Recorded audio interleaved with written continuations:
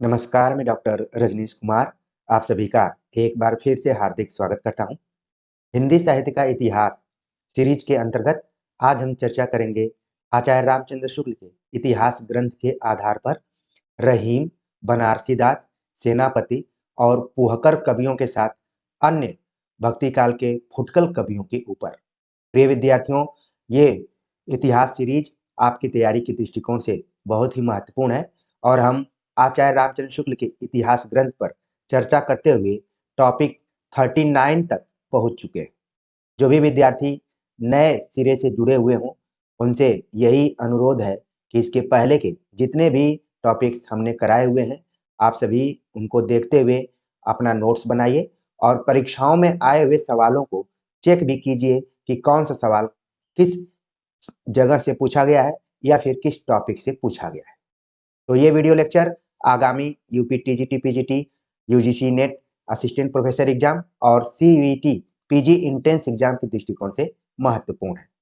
हम चर्चा को आगे बढ़ाएं उसके पहले एक त्रुटि सुधार करना चाहते हैं, जो कि टॉपिक 38 के अंतर्गत हमने आचार्य केशव दास पर विचार करते हुए आप सभी को एक पुस्तक के बारे में बताया था, जिससे मैंने गलती से कविता कौमुदी का लेखक राम वृक्ष बेनीपुरी बता दिया था, लेकिन आपको ध्यान में रखना है कविता कौमुदी के लेखक हैं राम नरेश त्रिपाठी। इसको लेकर हमारे कई विद्यार्थियों ने कमेंट्स भी किया कि सर यहाँ पर गलती हो गई है, तो ये गलती हुई है। कविता कौमुदी राम नरेश त्रिपाठी आप ध्यान में रखिए, बाकी जितनी भी चीजें थी सब सही थी।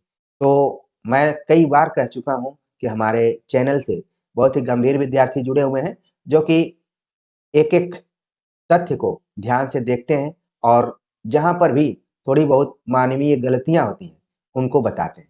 तो प्रिय विद्यार्थियों, आप सभी अब कमेंट्स नहीं करेंगे, क्योंकि 38 की त्रुटि सुधार हमने 39 में कर दिया है। कविता कौमुदी को आपको ध्यान में रखना है कि राम नरेश त्रिपाठी उसके लेखक हैं। ये बात तब आई थी जब आचार्य केशव दास को कठिन काव्य का प्रेत किसने कहा है, तो हमने प्रमाण के तौर पर उस पुस्तक का जिक्र किया था, लेकिन बताने में अत्युत्साह के चक्कर में हमने भी थोड़ी सी गलती कर दी है। तो ये गलतियां कई बार व्यक्ति को और मजबूत होने के लिए बताती हैं कि ऐसा नहीं है कि जो आप बोल रहे हैं वही सही है। तो प्रिय विद्यार्थियों, आप चीजों को समझ गए होंगे। अब हम चलते हैं, विस्तार से बात करते हैं कि आचार्य रामचंद्र शुक्ल ने रहीम के बारे में, सेनापति के बारे में क्या क्या लिखा है, और साथ में ये वही बनारसी दास जैन है जिन्होंने कि सबसे पहले हिंदी में आत्मकथा लिखने का प्रयास किया, जीवनी लिखने का प्रयास किया है। तो उनके बारे में भी हम चर्चा करेंगे। साथ में अन्य जो कवि हैं उनको लेकर भी हम विस्तार से बात करेंगे। तो चलते हैं, सबसे पहले हम देखते हैं कि आचार्य रामचंद्र शुक्ल ने रहीम के बारे में क्या लिखा हुआ है। आचार्य रामचंद्र शुक्ल लिखते हैं, रहीम, इनका पूरा नाम है अब्दुल रहीम खान खाना।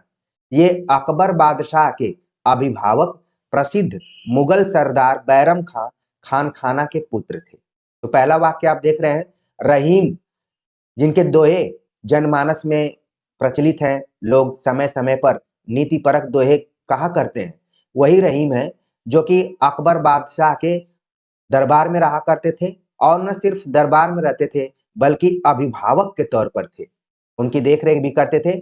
और एक तरीके से इनके पिताजी भी अकबर के दरबार में थे, जिनका नाम था बैरम खां, उन्हीं के पुत्र थे रहीम। इनका जन्म संवत 1610 में हुआ।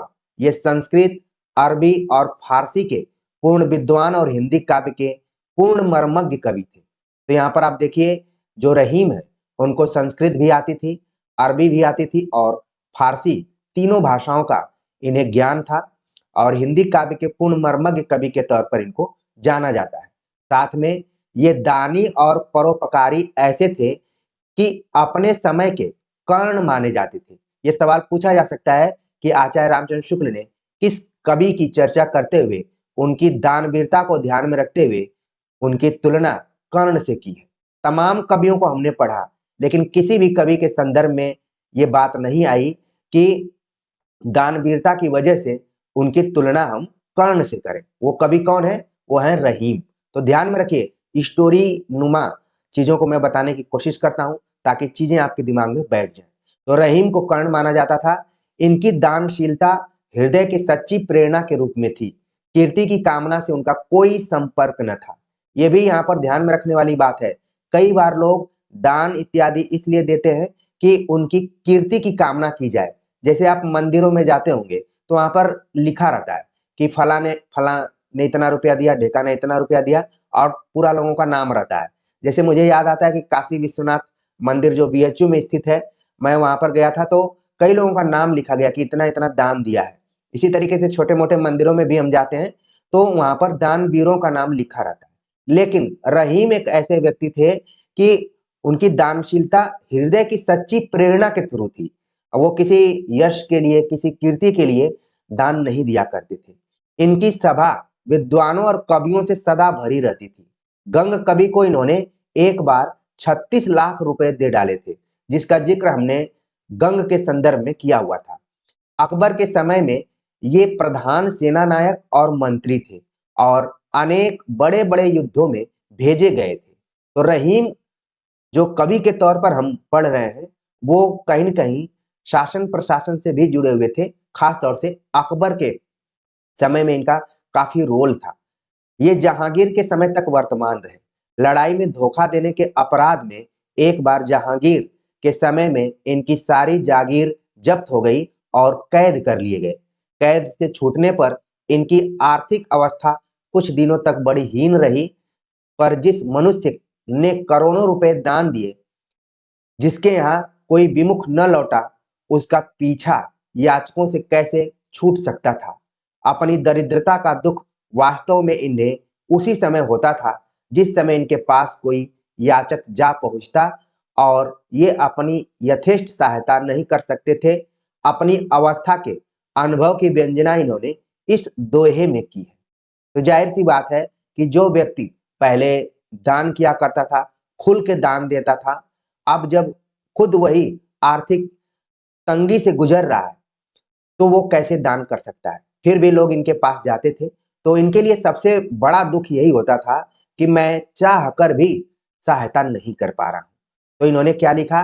तबही लो जीवो भलो, देबो होय न धीम, जग में रहिबो कुंचित गति, उचित न होय रहीम। तो इन्होंने एक तरीके से अपनी आर्थिक तंगी का उल्लेख किया है और अपनी उस अवस्था का जिक्र किया हुआ है कि लोग जो भी आर्थिक रूप से परेशान है, इनके पास आ रहे हैं और वापस चले जा रहे हैं। तो ये सहायता नहीं कर पाते थे, इसलिए इस तरीके की यहाँ पर पंक्तियां दिखाई पड़ रही हैं। ये सभी पंक्तियां दोहे में है, इनको आपको ध्यान में रखना है। संपत्ति के समय में जो लोग सदा घेरे रहते हैं, विपत के आने पर उनमें अधिकांश किनारा खींचते हैं। इस बात का द्योतक यह दोहा है। ये भी बात कही गई है कि जब आप सुख संपत्ति से भरे रहते हैं तो आपके आसपास सदा लोग आपको घेरे रहते हैं, लेकिन जैसे ही आपकी स्थिति विपत्ति से या संकट के दौर से गुजरती है तो बहुत सारे लोग किनारा कर लेते हैं और आपका साथ छोड़ देते हैं।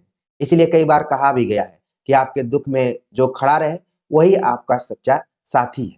तो यहाँ पर रहीम ने कुछ दोहे लिखे हैं। जैसे हम रहीम के दोहों को पढ़ते हैं तो जो नीति परक दोहे हैं, ये अचानक नहीं आए हुए। अब आपको समझ में आएगा कि रहीम की जो कविताई है या फिर कविता करने की प्रेरणा है, उनकी परिस्थितियों ने उनको इस तरीके से कविता लिखने का एक अवसर दिया है। लिखते हैं कि ये रहीम दर दर फिरे, मांगी मधुकरी खाए, यारो यारी छाड़िए, अब रहीम वे नाहीं। जब रहीम की स्थिति खराब हुई तो उनके आसपास उनको घेरने वाले लोग भी उनको छोड़कर चले गए, जो उनके सुख की स्थिति में रहते थे। ये तो केवल रहीम के साथ नहीं है, आप देखेंगे कि व्यवहारिक जीवन में भी इस तरीके से बहुत सारे ऐसे व्यक्ति आपको दिखाई पड़ेंगे कि जब वो सत्ता या शासन के करीब होते हैं तो उनको चाहने वाले बहुत होते हैं। जब वो सत्ता और शासन से दूर हो जाते हैं तो वही लोग उनको पहचानते तक नहीं है। इसलिए मनुष्य को हमेशा थोड़ा-सा ऐसी स्थिति बना के रखना चाहिए कि वो किसी भी स्थिति में रहे, लोग उसको भूले ना। खैर रहीम तो अच्छे व्यक्ति थे, जिस हिसाब से यहाँ पर बताया जा रहा है कि वो किसी को भी खाली हाथ वापस जाने नहीं दिया करते थे। जो भी था, वो सहायता करने की कोशिश करते थे। लेकिन वो खुद ये आभास करते हैं कि जब उनका दिन खराब हुआ तो बहुत सारे लोग उनसे किनारा कर गए। यही तो दुख पहुंचाता है, कोई भी हो। आगे है कि कहते हैं कि इसी दीन दशा में इन्हें एक याचक ने आ घेरा। इन्होंने यह दोहा लिखकर उसे रीवा नरेश के पास भेजा। चित्रकूट में रमी रहे रहीमन, अवध नरेश, जापर विपता परत है, तो आवत यही देश। तो ये भी आप देख रहे हैं कि दोहा जो है रीवा नरेश को लिखकर रहीम ने भेजा हुआ था। रीवा नरेश ने उस याचक को 1 लाख रुपए दिए। यानी रहीम का उस समय इतना चल रहा था कि अगर वो किसी को कोई लेटर भी लिख रहे हैं या फिर अपना संदेश भी भेज रहे हैं तो लोग उसको सीरियसली लेते थे कि रहीम का भेजा हुआ व्यक्ति है तो इसकी सहायता की जा सकती है। तो उस समय रीवा नरेश, रीवा जो कि मध्य प्रदेश में है, और उस समय के जो नरेश थे उन्होंने उस याचक को 1 लाख रुपए का दान दिया। अब आगे जो टर्निंग पॉइंट है, रहीम का व्यक्तित्व तो और निखर कर सामने आता है। आचार्य रामचंद्र शुक्ल लिखते हैं, गोस्वामी तुलसीदास जी से भी इनका बड़ा स्नेह था। ऐसी जनश्रुति है कि एक बार एक ब्राह्मण अपनी कन्या के विवाह के लिए धन न होने से घबराया हुआ गोस्वामी जी के पास आया। गोस्वामी जी ने उसे रहीम के पास भेजा और दोहे की यह पंक्ति लिखकर दे दी, सुरतीय नरतीय नाकती यह चाहत सब कोई। तो यहाँ पर आप देखिए एक बात आई कि तुलसीदास से भी रहीम का अच्छा संबंध था, बड़ा स्नेह था। ये बहुत बड़ी बात यहाँ पर कही जा रही है कि रहीम और तुलसीदास दोनों का आपस में मित्रवत व्यवहार भी था, स्नेह भी था। और लोगों में ये बात व्याप्त है या फिर फैली हुई है कि एक बार की घटना है कि एक ब्राह्मण अपनी कन्या के विवाह के लिए धन न होने से घबराया हुआ था और गोस्वामी जी के पास आया। गोस्वामी जी ने उसे रहीम के पास भेजा और एक दोहा लिखा हुआ था, सुरतीय नरतीय नाकती यह चाहत सब कोई। रहीम ने उस ब्राह्मण को बहुत सा द्रव्य देकर विदा किया और दोहे की दूसरी पंक्ति इस प्रकार पूरी करके दे दी, गोद लिए हुलसी फिरे तुलसी सो। पर आप देख रहे हैं कि ये दोनों पंक्तियां जो है कई बार परीक्षाओं में पूछी जा चुकी हैं। तो ऊपर की जो पंक्ति है इसको तो तुलसीदास ने लिखकर भेजा था रहीम के पास, लेकिन नीचे की जो पंक्ति है उस पंक्ति को रहीम ने खुद पूरा किया हुआ था। यानी कि आप देखेंगे आधुनिक काल में चलकर समस्या प्रधान या समस्या पूर्ति वाली पंक्तियां लिखी जाती थी। एक पंक्ति ऊपर लिख दी जाती थी और उसी को पूरा करते हुए नीचे दूसरी पंक्ति लिख दी जाती थी। तो इसकी शुरुआत अगर हम देखें तो रहीम इत्यादि और तुलसीदास का जो संवाद है वहां से देखा जा सकता है। तो रहीम जब तुलसीदास का वो दोहा देखते हैं तो उस ब्राह्मण को बहुत सारा पैसा देकर विदा करते हैं और ये पंक्ति भी है कि गोद लिए हुलसी फिरे तुलसी सो सुत होए, मतलब तुलसी जैसे पुत्र होना चाहिए। ठीक है, आगे है, रहीम ने बड़ी बड़ी चढ़ाइयां की थी और मुगल साम्राज्य के लिए न जाने कितने प्रदेश जीते थे। इन्हें जागीर में बहुत बड़े बड़े सूबे और गढ़ मिले थे। संसार का इन्हें बड़ा गहरा अनुभव था। ऐसे अनुभवों के मार्मिक पक्ष को ग्रहण करने की भावुकता इनमें अद्वितीय थी। अपने उदार और ऊंचे हृदय को संसार के वास्तविक व्यवहारों के बीच रखकर जो संवेदना इन्होंने प्राप्त की है उसी की व्यंजना अपने दोहे में की है। जिसकी चर्चा मैं कर रहा था कि रहीम के जो भी दोहे हैं वो यूं ही नहीं है, कपोल कल्पना से युक्त नहीं है, बल्कि उनमें आप देखेंगे कि वास्तविक व्यवहारों के बीच संवेदना का भाव दिखाई पड़ता है। तुलसी के वचनों के समान रहीम के वचन भी हिंदी भाषी भूभाग में सर्वसाधारण के मुंह पर रहते हैं। इसका कारण है जीवन की सच्ची परिस्थितियों का मार्मिक अनुभव। जब तक किसी भी कवि के अंदर जीवन की सच्ची अनुभूति नहीं होगी तब तक वो कवि बड़ा कवि या महाकवि के तौर पर नहीं जाना जा सकता है।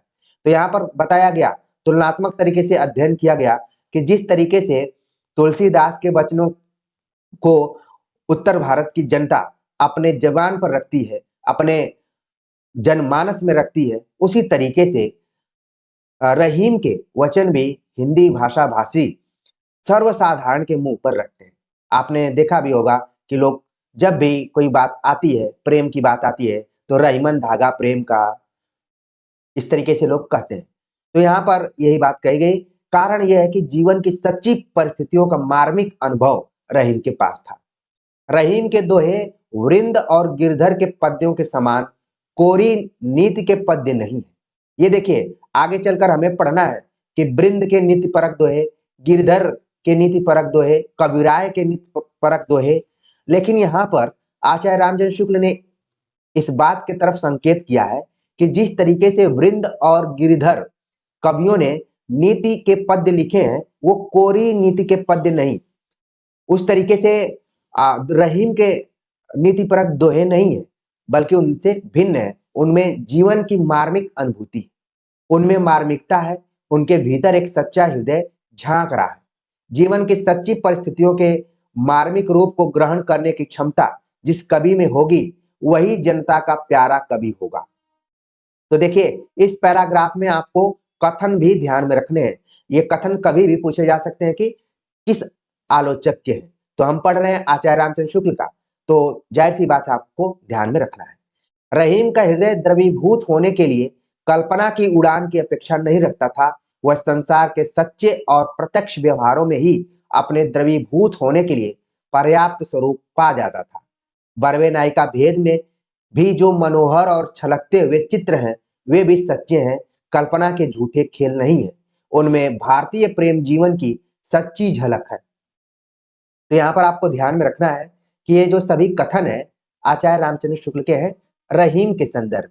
रहीम का बड़ा ही अच्छा मूल्यांकन यहाँ पर रामचंद्र शुक्ल ने किया है। खास तौर से जो जीवन की सच्चाइयां हैं, उनमें जो मार्मिकता है और व्यवहार में लाने का जो भी अनुभव है, उसके आधार पर रहीम का मूल्यांकन आचार्य रामचंद्र शुक्ल ने किया। आगे आचार्य रामचंद्र शुक्ल लिखते हैं, भाषा पर तुलसी का शाही अधिकार हम रहीम का भी पाते हैं। ये ब्रज और अवधि, पश्चिमी और पूर्वी दोनों काव्य भाषाओं के समान कुशल थे। बरवे नायिका भेद बड़ी सुंदर अवधि भाषा में है। ये चीज आप ध्यान में रखिए कि जिस तरीके से हम तुलसीदास को पढ़ते हैं और उसमें पढ़ते हैं कि तुलसीदास अवधि और ब्रज पर समान रूप से अधिकार रखते थे और अवधि में भी उन्होंने भाषा की मर्यादा को ध्यान में रखा हुआ है। उसी तरीके से रहीम भी ब्रज और अवधि दोनों पर अधिकार रखते थे, समान रूप से कुशल थे। बरवे नायिका भेद का उल्लेख किया गया है यहाँ पर और शुक्ल जी ने लिखा कि बड़ी सुंदर रचना है अवधि भाषा में। तो एक चीज आप ध्यान में रखिए, कई बार परीक्षाओं में पूछा जा चुका है कि बरवे नायिका भेद किस भाषा में, तो ऑप्शन में ब्रज और अवधि दोनों रहेंगे। आप तुरंत बता देंगे कि अवधि भाषा में। इनकी उक्तियां ऐसी लुभावनी हुई कि बिहारी आदि परवर्ती कवि भी बहुतों का अपहरण करने का लोभ न रोक सके, यानी कि उक्तियों का उन्होंने नकल किया है। यहाँ पर आप देख रहे हैं कि आचार्य रामचंद्र शुक्ल की तीखी वाणी भी चल रही है। अपहरण शब्द का प्रयोग किया है। अपहरण मतलब जबरदस्ती उन उक्तियों की नकल करना। अपहरण केवल मानव जीवन में ही नहीं है कि एक मनुष्य का दूसरे मनुष्य का अपहरण कर लिया गया। यहाँ पर कई बार चीजों को कॉपी कट पेस्ट भी कर लिया जाता है, उसको भी आचार्य रामचंद्र शुक्ल के दृष्टिकोण में अपहरण ही कर सकते हैं। तो कहा गया कि इनकी उक्तियां ऐसी लुभावनी हुई कि बिहारी और बाद के जितने भी कवि रहे, वो भी इनको लेने से अपने को नहीं रोक पाए। यद्यपि रहीम सर्वसाधारण में अपने दोहों के लिए ही प्रसिद्ध है, पर इन्होंने बरवे, कवित्त, सवैया, सोरठा, पद सब में थोड़ी बहुत रचना की है।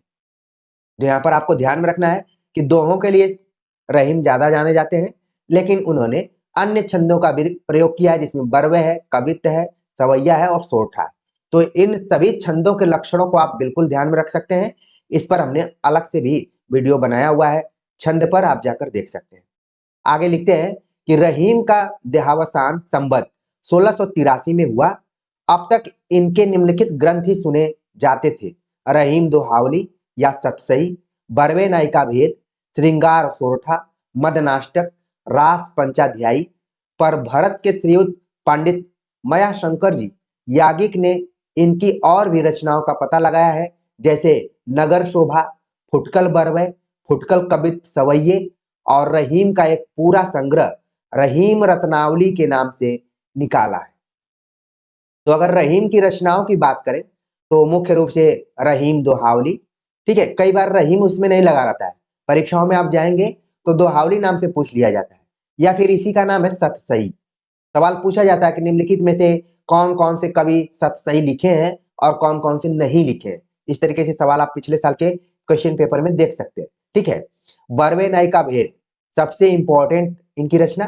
फिर श्रृंगार सोरठा, मदनाष्टक कई बार पूछा जा चुका है, इसको भी रास पंचाध्यायी, ठीक है। रास पंचाध्यायी औरों ने भी लिखा है, लेकिन यहाँ पर हमें रहीम को भी ध्यान में रखना है, ठीक है। एक तो नंददास का भी आपने पढ़ा होगा, लेकिन रास पंचाध्यायी लिखा हुआ है रहीम ने भी, तो दोनों को ध्यान में रख सकते हैं। और रहीम पर काम भी किया गया है बहुत सारा, ठीक। तो यहाँ पर एक विद्वान का नाम बताया गया, मयाशंकर याज्ञिक। इन्होंने रहीम की और रचनाओं के बारे में बात किया, जिसमें नगर शोभा नाम से इनकी रचना है, तो इसको आप ध्यान में रख सकते हैं। कहा जा चुका है कि ये कई भाषाओं और विद्याओं में पारंगत थे।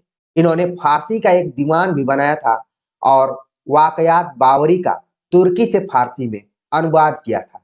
कुछ मिश्रित रचना भी इन्होंने की है। रहीम काव्य हिंदी संस्कृत की खिचड़ी है और खेट कौतकम नामक ज्योतिष का ग्रंथ संस्कृत और फारसी की खिचड़ी है। यहाँ पर आपको ध्यान में रखना है कि तुलसीदास भी रहीम से इतना प्रभावित थे कि जहां रहीम ने बरवे नाई का भेद लिखा, वहीं तुलसीदास ने बरवे रामायण लिखा है, ठीक है। और इसी तरीके से आप देखेंगे कि जो खेट कौतुकम, कई जगह तो किताबों में खेल कौतुकम लिखा रहता है, यहाँ पर देखिए खेट कौतुकम लिखा है। ये ज्योतिष का ग्रंथ है जो कि संस्कृत और फारसी का खिचड़ी है। आचार्य रामचंद्र शुक्ल के इतिहास ग्रंथ में पढ़ते हुए आप तुलसीदास के संदर्भ में भी देखेंगे कि उन्होंने एक और ज्योतिष ग्रंथ लिखा हुआ था, तुलसीदास ने भी लिखा हुआ है। वो कौन सा ज्योतिष ग्रंथ है, आप लोगों के लिए होमवर्क के तौर पर है। तो कहने का मतलब ये है कि जिससे आपकी दोस्ती होती है उसका प्रभाव भी आपके ऊपर दिखाई पड़ता है। तो रहीम और तुलसी अच्छे दोस्त भी थे, तो कहीं ना कहीं एक दूसरे पर उनका प्रभाव भी दिखाई पड़ता है, भाषा के दृष्टिकोण से और रचना के दृष्टिकोण से भी। कुछ श्लोक संस्कृत श्लोकों की रचना भी ये कर गए हैं। इनकी रचना के कुछ नमूने नीचे दिए जाते हैं। तो यहाँ पर सतसई यानी कि दोहावली से कुछ पंक्तियां दी गई हैं, फिर बरवे नायिका भेद से कुछ पंक्तियां दी गई। पंक्तियां इस तरीके से हैं। दुर्दिन परे रहीम का भूलत सब पहचानी, सोच नहीं बीत हानि को, जो जो न होए हित हानि, को रहीम जनि काहू के द्वार गए पछताए, संपत्ति के सब जात हैं विपत सब ले जाए, ज्यों रहीम गति दीप की कुल कपूत गति सोए, बारे उजियारे लगे बढ़े अंधेरो होए, सर सूखे पंछी उड़े औरे शरण समाए, दीन मीन बिन पंख के कहूँ रहीम कह जाए, मांगत मुकरिन को गयो के हिन त्यागियो साथ, मागत आगे सुख ले हो ते रहीम रघुनाथ, रहीमन वे नर मर चुके जे कहूँ मागन जाहि, उनते पहले वे मुए जिन मुख निकसत नाही, रहीमन रहिला की भली जो पर से चितलाए, परसत मन मैलो करे सो मैदा जरि जाए। तो यहाँ पर आप देख रहे हैं कि रहीम की जो पंक्तियां हैं दोहावली से ली गई हैं, और ये पंक्तियां कहीं न कहीं व्यवहारिक अनुभव पर आधारित प्रतीत हो रही हैं। आगे बरवे नायिका भेद है। हो रही बोलई कोयलिया बड़वत ताप, घड़ी एक भरी आ लिया रहूं चुपचाप, बाहर लैके दियवा बारन जाय, सासू ननद पर पहुंचत देती बुझाई, पी आवत अगनैया उठ के लीन, बिहसत चतुर तिरियवा बैठक दीन, लैके सुगर खुरपिया पिय के साथ, छड़बे एक छतरिया बरसत पाथ, पीतम एक सुमरिनिया मोहि देई जाहूं, जे ही जपी तोर बिरहवा करब निबाहूं। तो बरवे नायिका भेद में और दोहावली की भाषा शैली में आप थोड़ा अंतर देख रहे हो, ठीक है ना। आगे मदनाष्टक से कुछ पंक्तियां हैं। कलित ललित माला वाह जवाहिर जड़ा था, चपल चखन वाला चांदनी में खड़ा था, कटिपट बिच मेला पीत सेला नवेला, अली बन अलबेला यार मेरा अकेला, ठीक है। आगे पंक्तियां हैं नगर शोभा की। उत्तम जाति है ब्राह्मणी देखत चित्त लुभाए, परम पाप पल में हरत परसत वाके पाए, रूप रंग रतिराज में छतरानी इतरान, मानव रच विरंच पच, कुसुम कनक में सान, बनियाइनी बन आई के, बैठी रूप की हाट, पेम पेक तन हरिकै, गरुवै टारत बाट, गरब तराजू करत चक, भौं मोर मुस्कात, डांडी मारत विरह की, चित चिंता घटी जात। तो यहाँ पर देखिए कई जातियों का भी उल्लेख किया गया है, ब्राह्मण का हो गया, क्षत्रिय का हो गया और वणिक का हो गया। तो ये 3 जातियों का उल्लेख यहाँ पर नगर शोभा यानी कि शहर की जो शोभा है उसके बारे में यहाँ पर प्रस्तुत किया है और खास तौर से जो तीसरी जाति का उल्लेख यहाँ पर किया हुआ है कि कैसे-कैसे वहाँ का दृश्य दिखाई पड़ रहा है। फुटकल कवित्त भी हैं, बड़न सो जान पहचान के रहीम कहा, जो पैक करतार ही न सुख देनहार है, सीतहर सूरज सो नेह कियो या ही हेत, ताहू पै कमल जारि डारत तुषार है, क्षीर निधि माहि धस्यो शंकर के शीस बस्यो, तऊ न कलंक लस्यो, शशि में सदा रहे। ये सभी पंक्तियां आप देख रहे हैं कि रहीम द्वारा लिखी गई हैं और कई बार परीक्षाओं में पूछी भी जाती हैं। तो कम से कम रचनाओं को और पंक्तियों को एक नजर आप जरूर ध्यान में रखिए। बड़ो रिझवार या चकोर दरबार है पै, कला निधि यार तऊ चाखत अगार है, जाति हुती सखी गोहन में मनमोहन को लखी ललचानो, नागरी नारी नई ब्रज की उनहु, नंदलाल की रिझभो जानो, जाति भई फिरके चितई, तब भाव रहीम यही उर आनो, ज्यो कमनैत दमानक मैं फिर तीर सो मारी ले जात निशानो। तो इसमें अलंकार भी कई बार पूछे जाते हैं, आप देख रहे हैं ज्यों इत्यादि आया हुआ है, तो आपके दिमाग में वो सब अलंकार आने चाहिए।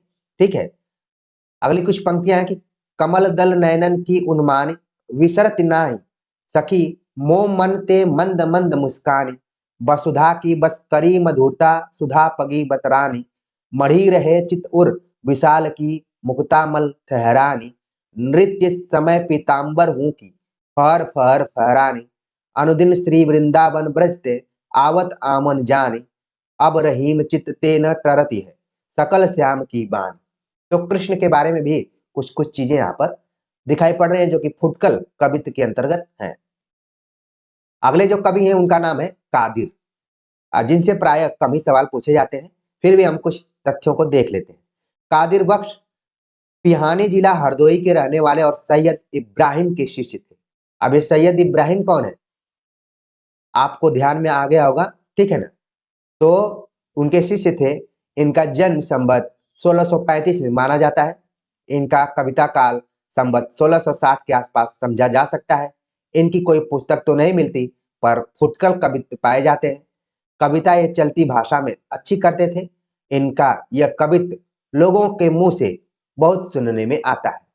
गुण को न पूछे को अवगुण की बात पूछे, कहा भयो दई कलिकाल यो खरानो है, पोथी और पुराण ज्ञान ठट्ठन में डारी देत, चुगुल चबाइन को मान ठहरानो है, कादिर कहत यहाँ सो कछ कहिबे को नाही, जगत की रीत देख चुप मान मानो है, खोल देखियो यो सब ओरन सो भांति भांति, गुण ना हिरानो गुण गाहक हिरानो है। तो ये सब पंक्तियां कादिर की हैं, इनको आप ध्यान में रख सकते हैं। अगले जो कवि हैं उनका नाम है मुबारक। मुबारक से कई बार सवाल पूछा जाता है। इनका पूरा नाम है सैयद मुबारक अली। बिलग्रामी का संवत 1640 में इनका जन्म हुआ था, अतः इनका कविता काल संवत 1670 के बाद का माना जाना चाहिए या फिर पीछे का मानना चाहिए। ये संस्कृत, फारसी और अरबी के अच्छे पंडित और हिंदी के सहृदय कवि थे। यही बात आचार्य रामचंद्र शुक्ल ने रहीम के बारे में भी कही थी, यही बात आप देख रहे हैं कि मुबारक के बारे में भी कही जा रही है, इसलिए आपको थोड़ा सा ध्यान में रखने की जरूरत है।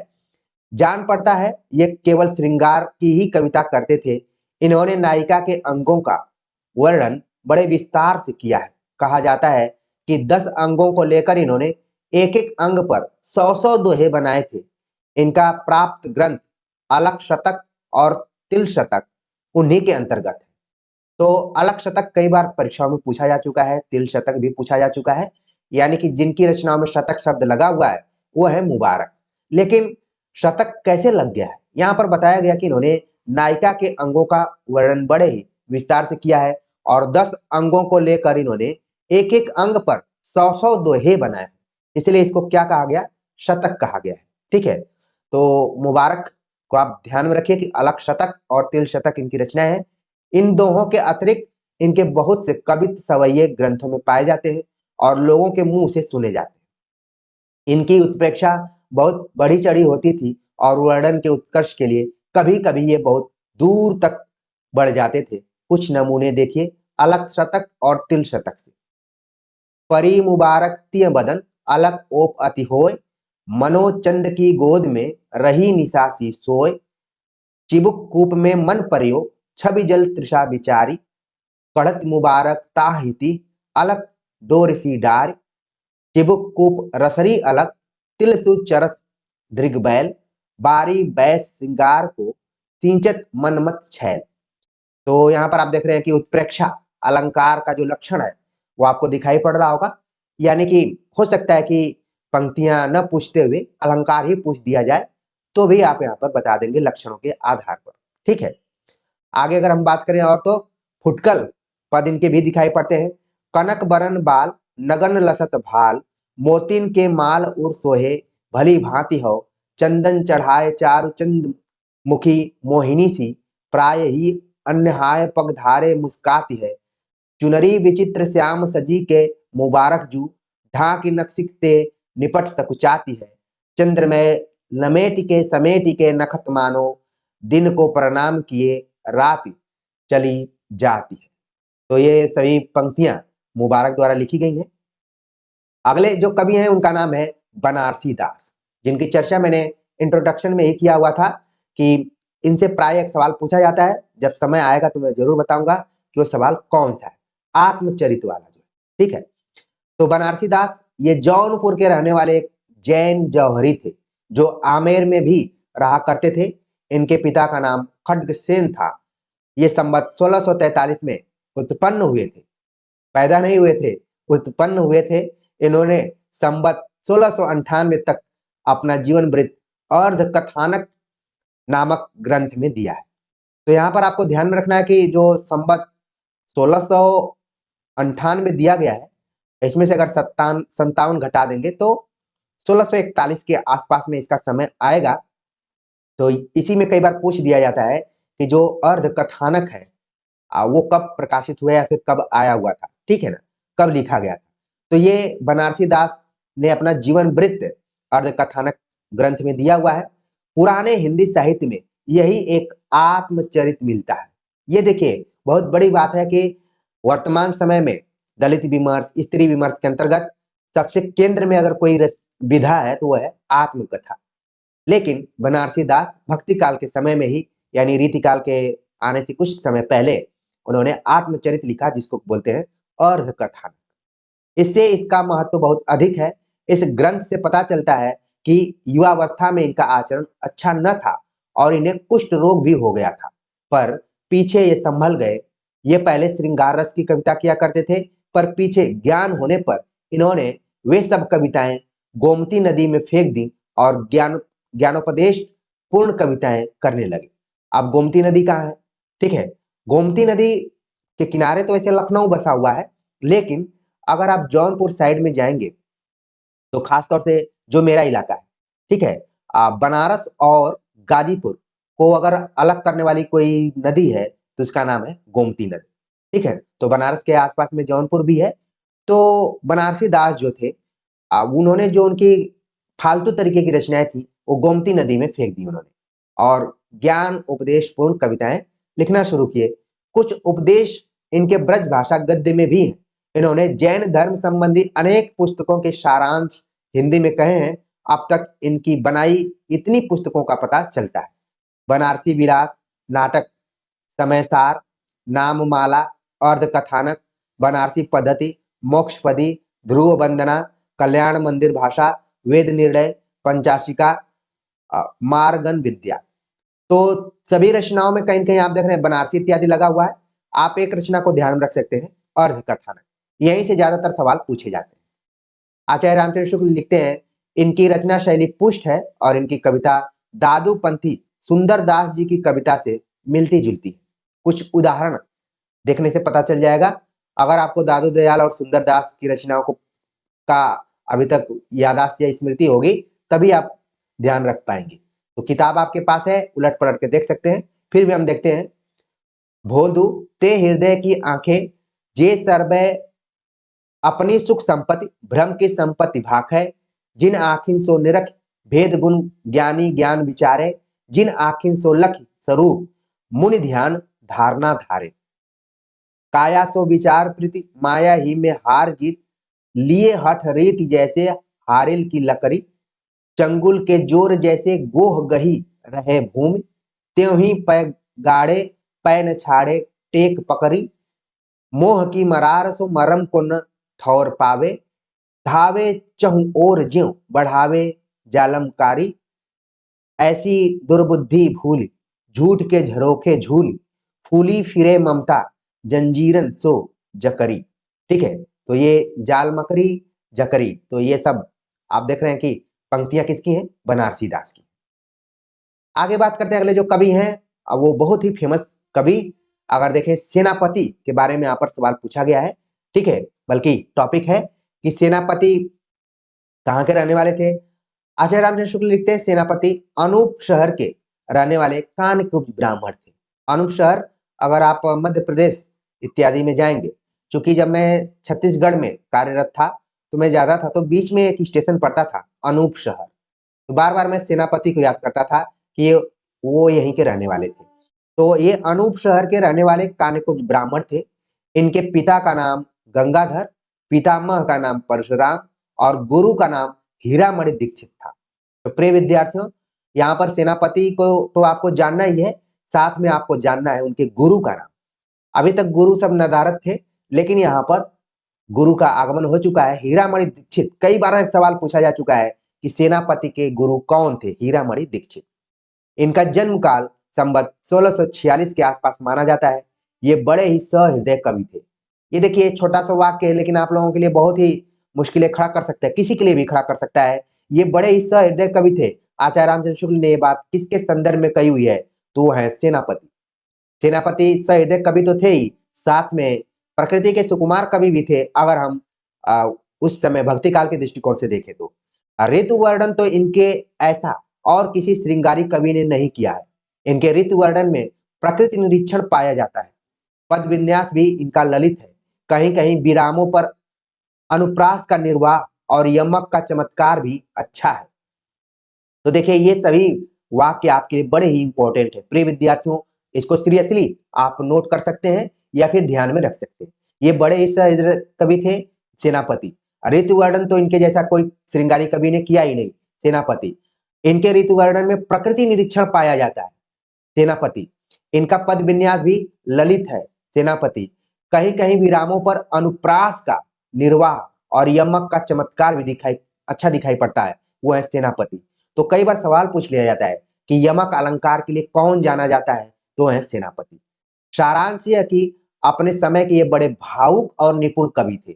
ये देखिए, आचार्य रामचंद्र शुक्ल भी भावुक हो गए यहाँ पर। वो लिखते हैं कि कुल मिलाकर ये बड़े भावुक और निपुण कवि थे। ये ध्यान में रख सकते हैं। एक और भी वाक्य है। अपना परिचय इन्होंने इस प्रकार दिया है। दीक्षित परशुराम दादा है, विदित नाम जिन किन्हे जग जाकी विपुल बड़ाई है। गंगाधर पिता गंगाधर के समान जाके, गंगा तीर बसत अनूप जिन पाई है। महाजानमणि विद्यादान हूं में, चिंतामणि हीरा मन दीक्षित ते पाई पंडिताई है। सेनापति सोई सीतापति के प्रसाद जाकी, सब कवि कान दे सुनत कविताई है। तो सेनापति ने अपना परिचय भी दिया है कि उनके दादा परशुराम है, पिता गंगाधर हैं और इनके गुरु हीरामन। ठीक है, तो हीरामणि को बिल्कुल आप ध्यान में रखिए। बाकी पापा और दादा को ध्यान में रखेंगे तो और बेहतर रहेगा, क्योंकि महत्वपूर्ण तथ्य इसमें हीरामणि। और यहाँ पर आप देख रहे हैं कि जो वाक्य, ये सब बहुत ही महत्वपूर्ण है। खासतौर से ऋतु वर्णन सेनापति से पूछा जाता है। खूब सवाल पूछा गया है पिछले साल के क्वेश्चन पेपर में, देखेंगे तो मिल जाएगा आपको। आगे बात करें तो आचार्य रामचंद्र शुक्ल ने लिखा है, इनकी गर्भोक्तियां खटकती नहीं, उचित जान पड़ती। अभी तक गर्भोक्तियों की बात पीछे भी आई हुई थी, रहीम के संदर्भ में आई थी, या फिर उस समय के जो भी वृंद इत्यादि हैं, बिहारी की बात आएगी अभी आगे। लेकिन इनकी जो गरोक्तियां रही हैं वो किसी को खटकती नहीं है बल्कि उचित जान पड़ती है। ऐसा लगता है कि ये व्यवहारिक है। अपने जीवन के पिछले काल में ये संसार में से कुछ विरक्त हो चुके थे।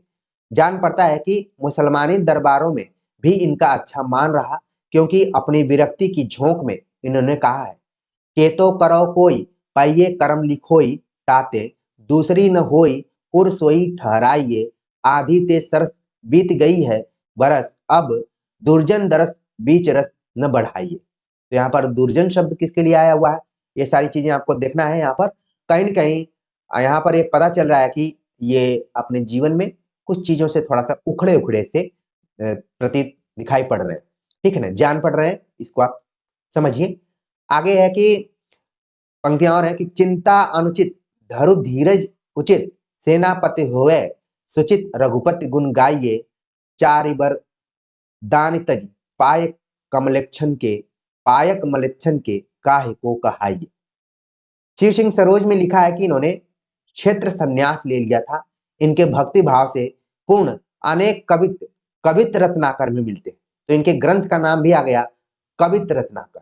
इसको आपको ध्यान में रखना है। और कुछ यहाँ पर उदाहरण दिए गए। महामोह कंदनी में, जगत जकंदनी में, दिन दुखदंदनी में, जात हैं बिहाय के, सुख कौन लेस हैं कलेश सब भातिन को, सेनापति या हिते कहत अकुलाय के, आवे मन ऐसी घर बार परिवार तजो, डारो लोक लाज के समाज बिसराय के, हरिजन पुंजन में वृंदावन कुंजन में, रहो बैठ कहूं तरवर तर जाय के। तो ऐसा लगता है कि इन्होंने संन्यास भी ले लिया था, जिस तरीके से पंक्तियां हैं। और जाकर फिर ये भक्ति भावना करने लगे थे। ठीक है, वृंदावन में। आगे है कि यद्यपि इस कवित्व में वृंदावन का नाम आया है, पर इनके उपास्य राम ही जान पड़ते हैं।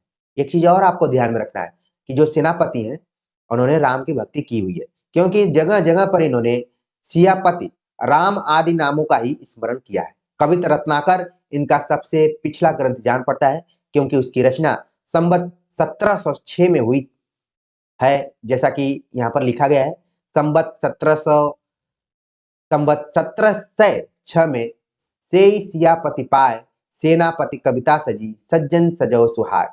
ठीक है, इनका एक ग्रंथ काव्य कल्पद्रुम भी प्रसिद्ध है। तो दो ग्रंथों का नाम आपको बिल्कुल ध्यान में रखना है। एक तो हो गया कवित रत्नाकर, ठीक है, और दूसरा हो गया काव्य कल्पद्रुम। जैसा कि पहले कहा जा चुका है, इनकी कविता बहुत मर्मस्पर्शनीय और रचना बहुत ही प्रौढ़ और प्रांजल है।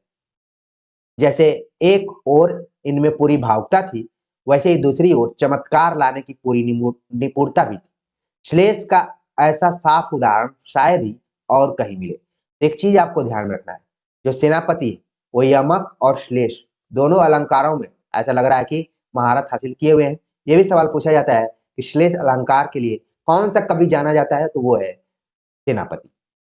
ठीक है, इसको ध्यान में आप रख सकते हैं, क्योंकि परीक्षाओं में कई बार दिमाग काम नहीं करता है, इसलिए थोड़ा बहुत ही मेरी स्टोरी या फिर मेरी वाणी को ध्यान में रखेंगे तो ध्यान में आ जाएगा। कैसे? नाही करे, थोड़ी मांगे सब दैन कहे, मंगन को देख पट देत बार बार है, जिनके मिलत भली प्रापति की घटी होती, सदा शुभ जनमन भावे निर्धार है, भागे हवै रहत बिलसत अवनी के मध्य, कनकन जोरे दान पाठ परवार है, सेनापति वचन की रचना निहार देखो, दाता और सूम दो किन्हें इकसार है। भाषा पर ऐसा अच्छा अधिकार कम कवियों में का देखा जाता है। इनकी भाषा में बहुत कुछ माधुर्य ब्रज भाषा का ही है, संस्कृत पदावली पर अवलंबित नहीं। अनुप्रास और यमक की प्रचुरता होते हुए भी कहीं भद्दी कृत्रिमता नहीं आने पाई है। इनके ऋतु वर्णन के अनेक कवित्व बहुत से लोगों को कंठस्थ हैं। रामचरित संबंधी कवित्व भी बहुत ही ओजपूर्ण है। इनकी रचना के कुछ नमूने दिए जाते हैं। वाणी सौ सहित सुबरन मुँह रहे जहां, सूरत बहुत भांति अर्थ समाज को, संख्या करी लीजिए अलंकार है अधिक या में, राखो मत ऊपर सरस ऐसे साज को, सुनो महाजन चोरी होती चार चरण की, ताते सेनापति कहे तज और लाज को, लीजियो बचाए ज्यों चुरावे नहीं को सौंपी, वित्त की सी थाती में कवितन के ब्याज को। तो ये सब आप देख रहे हैं कि पंक्तियां किसकी हैं? सेनापति की। आगे बात करते हैं, अगले कुछ और भी पंक्तियां यहाँ पर दी गई हैं। वृष को तरनी तेज सहसों करनी तपय, ज्वालन के जाल विकराल बरसत है, त्वति धरन जग जग झुरत झुरन तिरी, छा को पकड़ पंथ पंच बिरमत है, सेनापति नेक दोपहरी धरकत होत, धमका विषम जो न पात खरकत है, मेरे जान पौन सिरे ठौर को पकड़ी काहू, धरी एक बैठी कहूँ घामे बितवत है। तो देख रहे हैं कहीं ना कहीं इसमें आप प्रकृति चित्रण को भी थोड़ा बहुत देख सकते हैं, या फिर ऋतु वर्णन को। सेनापति उनय नये जलद सावन के, चारी हूँ दिसान घुमरत भरे तोय के, शोभा सरसाने न बखाने जात कहूँ भांति, आने हैं पहाड़ मानो काजर के ढोय के, घन सो गगन छप्यो तिमिर सघन भयो, देख न परत मानो रवि गयो खोय के, चारि मास भरी श्याम निशा को भरम मानी, मेरे जान याही ते रहत हरि सोय के। इसमें पूरा ऋतु वर्णन ही दिखाई पड़ रहा है, आप लोग देख रहे होंगे। दूरी जदुराई सेनापति दुख सुखदाई देखियो, आई ऋतु पावस न पाई प्रेम पतिया, धीर जलधर की सुनत धुनि धर की औ, दर की सुहागन की छो भरी छतिया। ठीक है। आई सुधिबर की हिय में आन खरकी, सुमेरी प्राण प्यारी व प्रीतम की बतिया, बीती अवधि आवन की लाल मन भावन की, डग भई बावन की सावन की रतिया। ये भी ऋतु वर्णन हो गया। ऐसा लग रहा है कि कहीं जैसी से मिलती जुलती भी पंक्तियां दिखाई पड़ रही हैं कुछ कुछ। बाली को सपूत कपिकुल पुरहुत, रघुवीर जो को दूत भरी रूप विकराल को, युद्ध मध्य गाढ़ो पावरोपि भयो ठाढ़ो, सेनापति बल बाढ़ो रामचंद्र भूपाल को, कच्छप कहिल रहियो कुंडली टहल रहियो, दिग्गज दहली त्रास परो चकचाल को, पाव के धरत अति भार के परत भयो, एक ही परत मिली सपत पताल। ये सब पंक्तियां सेनापति की हैं।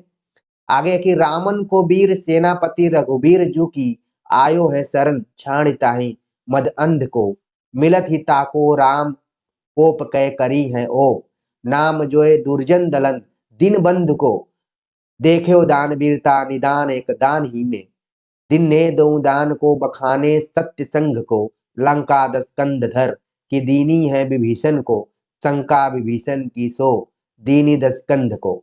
तो ये सभी पंक्तियां कहीं न कहीं बता रही हैं कि जो सेनापति हैं उन्होंने राम को भी ध्यान में रखते हुए कविताएं की हुई हैं। सेनापति की भक्ति प्रेरित उद्गार भी बहुत अनूठे और चमत्कारपूर्ण है। आपने कर्म करिहा ही निबहंगो तो हो, ही करतार करतार तुम काहे के, वाला प्रसिद्ध कवित्त इन्हीं का है। तो ये जो यहाँ पर कवित्त दिया गया है, पहले तो छंद आप ध्यान रखें कि कवित्त में है, और ये पंक्तियां ध्यान रखें। आपने कर्म करिहा हिंगो निभंगो तो हाँ ही करतार करतार तुम काहे के। तो ये सेनापति की प्रसिद्ध उनका कवित्त है, इसको आप ध्यान में रखिए। आगे बात करते हैं, अगले जो कवि हैं उनका नाम है पुहकर कवि। ये प्रतापपुर जिला मैनपुरी के रहने वाले थे, पर पीछे गुजरात में सोमनाथ जी के पास भूमि गांव में रहते थे। ये जाति के कायस्थ थे और जहांगीर के समय में वर्तमान थे। कहते हैं कि जहांगीर ने किसी बात पर इन्हें आगरे में कैद कर लिया था। वहीं कारागार में इन्होंने रस रतन नामक ग्रंथ संवत 1673 में लिखा, जिस पर प्रसन्न होकर बादशाह ने इन्हें कारागार से मुक्त कर दिया। ये भी सोचने वाली बातें हैं। आजकल कोई कितना भी रचनाएं लिखे, वो कारागार से बाहर नहीं जा सकता, लेकिन उस जमाने में कुछ ऐसी घटनाएं हुआ करती थी। आपको ध्यान में रखना है कि रस रतन कई बार परीक्षा में पूछा जा चुका है। किसका है? पुहकर कवि का है। और कब उन्होंने लिखा था? जेल में लिखा था। जेल में तो बहुत सारी रचनाएं लिखी गई हैं। ये आप पहली ऐसी रचना देख रहे हैं अब जब से हम आपसे भी चर्चा कर रहे हैं हिंदी साहित्य इतिहास सीरीज को लेकर। तो ये ऐसी रचना है कि आगरे के कारागार में इन्होंने रस रतन नामक एक ग्रंथ लिखा और इसे प्रसन्न होकर इनको जेल से छोड़ भी दिया गया। इस ग्रंथ में रंभावती और सूरसेन की प्रेम कथा कई छंदों में, जिनमें मुख्य दोहा और चौपाई है। तो यहाँ पर आप देख रहे हैं रस रतन जो है उसमें रंभावती और सूरसेन की प्रेम कथा बतलाई गई है, और ये दोहा चौपाई में है। प्रबंध काव्य की साहित्यिक पद्धति पर लिखी गई है। कल्पित कथा लेकर प्रबंध काव्य रचने की प्रथा पुराने हिंदी कवियों में बहुत कम पाई जाती है। जैसी आदि सूफी शाखा के कवियों ने ही इस प्रकार की पुस्तकें लिखी हैं, पर उनकी परिपाटी बिल्कुल भारतीय नहीं थी। इस दृष्टि से रसरतन को हिंदी साहित्य में एक विशेष स्थान देना चाहिए। रसरतन आप देख रहे हैं कि कुहकर कवि ने लिखा और इसको आचार्य रामचंद्र शुक्ल का कहना है कि ये प्रबंध काव्य रचने की प्रथा पुराने हिंदी कवियों में बहुत कम पाई जाती थी, लेकिन अगर कुछ कवियों का नाम ले लिया जाए जायसी का, तो ये इनका संबंध सूफी शाखा के से संबंधित था और भारतीय परिपाटी से जुड़ा हुआ नहीं थे, बल्कि हिंदू घरानों की कथाओं को कहानियों को इन्होंने रखा था, लेकिन फारसी मसनवी शैली का प्रयोग किया था।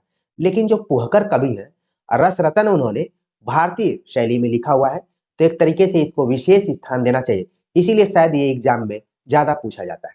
ठीक है ना, इसको ध्यान में आप रख सकते हैं। इसमें संयोग और वियोग की विविध दशाओं का साहित्य के रीति पर वर्णन है। वर्णन उसी ढंग के हैं जिस ढंग के श्रृंगार के मुक्तक कवियों ने किए हैं। पूर्व राग, सखी, मंडन, नक्षिक, ऋतुवर्णन आदि श्रृंगार की सब सामग्री एकत्र की गई। कविता सरस और भाषा प्रौढ़ है। इस कवि के और ग्रंथ नहीं मिले हैं, पर प्राप्त ग्रंथ को देखने से ये एक अच्छे कवि जान पड़ते हैं। इनकी रचना की शैली दिखाने के लिए कुछ पद्य पर्याप्त होंगे। चले मैं ममता हस्ती झुमंत मत्ता, मनो बदला श्याम साथे चलंता, बनी बागरी रूप राजंत दंता, मनो बग आषाढ़ पाते उदंता, लसय पीत लालय सुढालय ढलक्कै, मनो चंचला चौंधी छाया झलक्कै, चंद की उजियारी प्यारी नैन तिहारे परे, चंद की कला में दूति दूनी दर्शाती है। ललित लतानी में लता सी गही सुकुमारी, मालती सी फूलें जब मृद मुस्काती है। कुहकर कहे जित देखे विराजे तित, परम विचित्र चारु चित्र मिल जाती है। आवै मन माही तब रहे मन ही में गड़ी, नैनन विलोक बाल नैनन समाती। तो यहाँ पर पंक्तियों को आप देखिए और कैसे रामचंद्र शुक्ल ने कहा कि बहुत ही सरस है और भाषा भी प्रौढ़ है। आगे है अगले जो कवि हैं उनका नाम है सुंदर। इसके पहले हमने सुंदर दास को पढ़ा था, लेकिन ये अलग ढंग के कवि हैं। बहुत कम सवाल इनसे पूछा जाता है। ये ग्वालियर के ब्राह्मण थे और शाहजहां के दरबार में कविता सुनाया करते थे। बादशाह ने पहले कविराय की और फिर महाकविराय की पदवी दी थी। ये वही सुंदर हैं जिनको कि हम कविराय के नाम से भी जानते हैं। बाद में महाकविराय की इनको पदवी दी गई। इनकी रचना इन्होंने संवत 1688 में सुंदर श्रृंगार नामक नायिका भेद का एक ग्रंथ लिखा।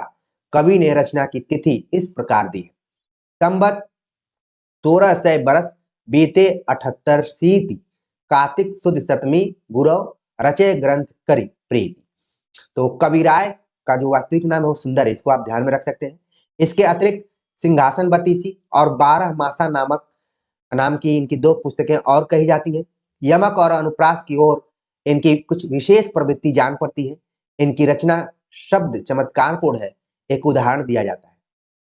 काके गए वसन पलटी आए वसनसु, मेरो कछु बस न रसन उर लागे हो, भावे तर छावे कवि सुंदर सुजान सोहे, कछु अलसौहे गौ है जाके रस पागे हो, परसों में पाए होते परसों में पाए गई, परसों वे पाए निस जाके अनुरागे हो, कौन बनिता के हौजू कौन बनिता के हौसू, कौन बनिता के बनी ताके संग जागे। तो ये सब आप देख रहे हैं कि कविराय सुंदर की पंक्तियां हैं। अगले जो कवि हैं उनका नाम है लालचंद या लक्षोदय। ये मेवाड़ के महाराणा जगत सिंह की माता जामवंत जी के प्रधान श्रावक हंसराज के भाई डूंगर सिंह के पुत्र थे। बहुत बड़ा परिचय यहाँ पर दे दिया गया। लालचंद कौन थे? इन्होंने संवत 1700 में पद्मिनी चरित्र नामक एक प्रबंध काव्य की रचना की है। तो आपको ध्यान में रखना है पद्मिनी चरित्र, जिसमें राजा रतन सेन और पद्मिनी की कथा का राजस्थानी मिली भाषा में वर्णन है। तो यहाँ पर आपको ध्यान रखना है कि राजा रतन सेन और पद्मिनी को ध्यान में रखते हुए तो मलिक मोहम्मद जायसी ने पद्मावत रखा था, लेकिन पद्मिनी चरित्र ये कई बार यारकर मारने के लिए सवाल पूछा जाता है कि पद्मिनी चरित्र किसकी रचना है। ठीक है, तो इसमें आप देख रहे हैं राजस्थानी मिली भाषा का वर्णन है, जायसी ने कथा का जो रूप रखा है उससे इसकी कथा बहुत जगह भेद है। जैसे जायसी ने हीरामन तोते के द्वारा पद्मिनी का वर्णन सुनकर रतन सेन का मोहित होना लिखा है, पर भाटों द्वारा एक बारगी घर से निकल पड़ने का कारण इसमें यह बताया गया है कि पटरानी प्रभावती ने राजा के सामने जो भोजन रखा वह उसे पसंद न आया। इस पर रानी ने चिढ़कर कहा कि यदि मेरा भोजन अच्छा नहीं लगता तो कोई पद्मिनी ब्याह लाओ। कमेंट किया तो इस पे राजा रतन सेन क्या हुए, उसको सीरियसली ले लिए। अक्सर पति पत्नी में इस तरीके से नोक-झोंक होती है। अगर ऐसे ही पति पत्नियों की बातों को सीरियस लेकर घर से बाहर निकल जाए तो बड़ा मुश्किल हो जाएगा। लेकिन यहाँ पर बताया गया है लालचंद की रचना पद्मिनी चरित्र में कि पटरानी प्रभावती ने राजा के सामने जो भोजन रखा था, पटरानी के कहने से निकल गए वो, ठीक है? तो पसंद नहीं आया तो उन्होंने इस पर रानी ने चिढ़कर कहा। रानी यहाँ पर व्यंग करती हैं और उन्होंने कहा कि मेरा भोजन अच्छा नहीं लगता तो कोई पद्मिनी लाओ। अक्सर इस तरीके की बातें तो वर्तमान समय के पतियों को भी सुनना पड़ता है।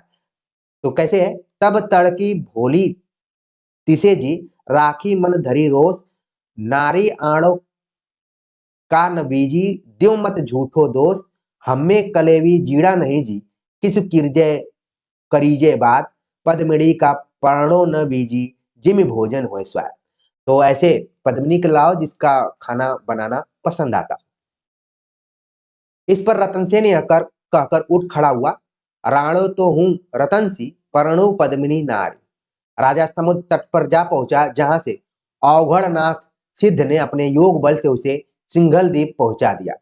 उसमें आप देखेंगे तो 16,000 लोगों के साथ हो जाते हैं, लेकिन यहाँ पर अवघड़नाथ का एक जिक्र किया गया है जिनके योग बल से जो राजा रतन सेन है वो सिंघल द्वीप पहुंच जाते हैं। वहां राजा की बहन पद्मिनी के स्वयंवर की मुनादी हो रही थी। ये देखिए इसमें कैसे से कथा थोड़ी सी अलग है। वहां पर राजा की पुत्री बताया गया है और यहाँ पर राजा की बहन का नाम है पद्मिनी, उसका स्वयंवर चल रहा था, वहां पर पहुंच गए। सिंघल दीप नो राजियो रे सिंघल सिंह समान रे, तसु बहन छह पद्मिनी रे, रूपे रंभ समान रे, जोबन लहरिया जाय छे रे, ते परसों भरतार रे, परतज्ञा जे पूर्वे रे, तासु बरे बरमाल रे। तो वहां पर स्वयंवर चल रहा था और यहाँ पर पहुंच गए। राजा अपना पराक्रम पराक्रम दिखाकर पद्मिनी को प्राप्त करता है। इसी प्रकार जायसी के वृत्त से और भी कई बातों से भेद मिलता है। इस चरित्र की रचना गीत काव्य के रूप में समझनी चाहिए। तो हमने भक्ति काल में ही राजा रतन सेन और पद्मावती से रिलेटेड दो रचनाओं को देखा, एक पद्मावत है और दूसरा पद्मिनी चरित्र है। कई बार हम जब इंटरव्यू इत्यादि में जाते हैं तो जो गंभीर एक्सपर्ट होते हैं वो इसी तरीके से सवाल पूछ देते हैं कि पद्मावत के अतिरिक्त राजा रतन सेन और पद्मिनी को ध्यान में रखते हुए और कौन सी रचना लिखी हुई है। तो जो भी विद्यार्थी यहाँ पर बैठे हैं वो तुरंत बता देंगे और मैं भी जब भी इंटरव्यू इत्यादि में जाता हूँ तो विशेष तौर पर ध्यान में रखता हूँ। तो प्रिय विद्यार्थियों इसी तरीके से को रिलेट करके देखना है और पढ़ना है। बाकी तो चीजें सब जगह पढ़ाई जा रही है, आप लोग पढ़ ही रहे हैं, ठीक है ना। आगे बात करते हैं कि कुछ सूफी रचनाओं की चर्चा आचार्य रामचंद्र शुक्ल ने किया हुआ है। सूफी रचनाओं के अतिरिक्त भक्ति काल के अन्य आख्यान परक काव्य भी लिखे गए हैं जिसमें आश्रयदाताओं के चरित काव्य तथा ऐतिहासिक या पौराणिक आख्यान काव्य लिखने की जैसी परंपरा हिंदुओं में बहुत प्राचीन काल से चली आती थी, वैसी पद्यबद्ध कल्पित कहानियां लिखने की नहीं थी। ऐसी कहानियां मिलती हैं पर बहुत कम। इसका अर्थ यह नहीं कि प्रसंगों या वृत्तों की कल्पना की प्रवृत्ति कम थी। ऐसी कल्पना किसी ऐतिहासिक या पौराणिक पुरुष या घटना का कुछ कभी-कभी अत्यंत अल्प सहारा लेकर खड़ी की जाती है। कहीं-कहीं तो केवल कुछ नाम ही ऐतिहासिक या पौराणिक रहते थे, वृत्त सारा कल्पित रहता था, जैसे ईश्वर दास कृत सत्यवती कथा। हमने पढ़ा हुआ है सूफी कवि काव्य में या फिर राम काव्य के संदर्भ में। आत्मकथा का विकास भी नहीं पाया जाता है, केवल जैन कवि बनारसी दास का अर्ध कथानक मिलता है। जब भी आत्मकथा की बात की जाएगी, सबसे पुरानी आत्मकथा तो जैन कवि बनारसी दास का है, ठीक है। आगे है, नीचे मुख्य आख्यान काव्यों का उल्लेख किया जाता है। ये सभी आख्यान आपके लिए परीक्षाओं के दृष्टिकोण से महत्वपूर्ण है। ऐतिहासिक पौराणिक आख्यान, कल्पित और आत्मकथा के रूप में 3 कैटेगरी यहाँ पर बनाई गई। कैसे-कैसे आगे चलकर आप देखेंगे कि अ, गद्य और पद्य का विकास होता है। धीरे-धीरे यहाँ से आप देख रहे हैं कि वो धारा फूटनी शुरू हो गई। ऐतिहासिक पौराणिक आख्यानों में देखें तो रामचरितमानस तुलसीदास का, हरिचरित लालदास का, रुक्मणी मंगल नरहरि दास का, रुक्मणी मंगल नंददास का, सुदामा चरित नरोत्तम दास का, रामचंद्रिका केशवदास का, वीर सिंह देवचरित केशवदास का ही, बेली कृष्ण रुक्मणी री जोधपुर के राठौर राजा पृथ्वीराज का। ठीक है, अगर कल्पित में हम देखें तो ढोला मारूरा दुहा प्राचीन काव्य में, लक्ष्मण सेन पद्यमती कथा दामोदर कवि का है, सत्यवती कथा ईश्वरदास का, माधवानल काम कंदला आलम का, रस रतन पुहकर कवि का, जिसके बारे में हमने बताया कि जेल में उन्होंने लिखा था, पद्मिनी चरित लालचंद का, अभी हमने बताया, कनक मंजरी काशीराम का। ठीक है, और आत्मकथा की बात करें तो अर्ध कथानक बनारसी दास का। ये 3 कैटेगरी यहाँ पर की गई है और ये सभी रचनाएं परीक्षाओं के दृष्टिकोण से बहुत ही महत्वपूर्ण है, इनको आप ध्यान में रखिए। और अंत में भक्ति काल अब समापन की ओर है, तो आचार्य रामचंद्र शुक्ल ने लिखा कि ऊपर दी हुई सूची में ढोला मारूरा दुहा और बेली कृष्ण रुक्मणी री राजस्थानी भाषा में, इनको आप स्पेशली ध्यान में रखिए कि ढोला मारूरा दुहा राजस्थानी में है और बेली कृष्ण रुक्मणी री ये भी राजस्थानी में। ढोला मारूरा दुहा की प्रेम कथा राजपुताने में बहुत प्रचलित है, दोहे बहुत पुराने हैं, यह बात उनकी भाषा में से पाई जाती है।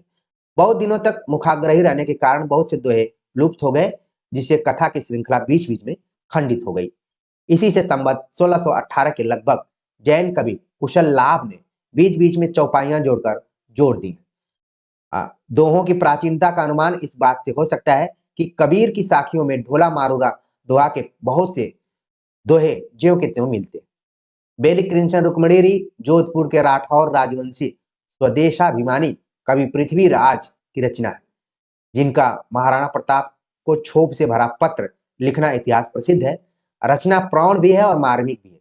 इसमें श्री कृष्ण और रुक्मणी के विवाह की कथा, जो हम बेली कृष्ण रुक्मणी री दिख रहे हैं, उसमें श्री कृष्ण और रुक्मणी के विवाह की कथा कही गई है। पद्मिनी चरित की भाषा भी राजस्थानी मिली है। तो यहाँ पर अंत में कुछ जो रचनाएं हैं जो कि राजस्थानी में है। तो प्रिय विद्यार्थियों, इस वीडियो लेक्चर के बाद यहाँ पर भक्ति काल का समापन हो गया। आगे के वीडियो लेक्चर में हम रीतिकाल पर बातचीत करेंगे। उम्मीद है कि आचार्य रामचंद्र शुक्ल के बड़े इतिहास ग्रंथ में हमने 2 कालखंडों को कवर कर लिया है और लाइन बाय लाइन आप सभी को पढ़ाने का प्रयास किया है। उम्मीद है कि यह जो परिश्रम है आपके लिए उपयोगी हो सकता है। तो आप सभी के कमेंट्स का मुझे इंतजार रहेगा। मिलते हैं एक नए टॉपिक के साथ, तब तक के लिए नमस्कार।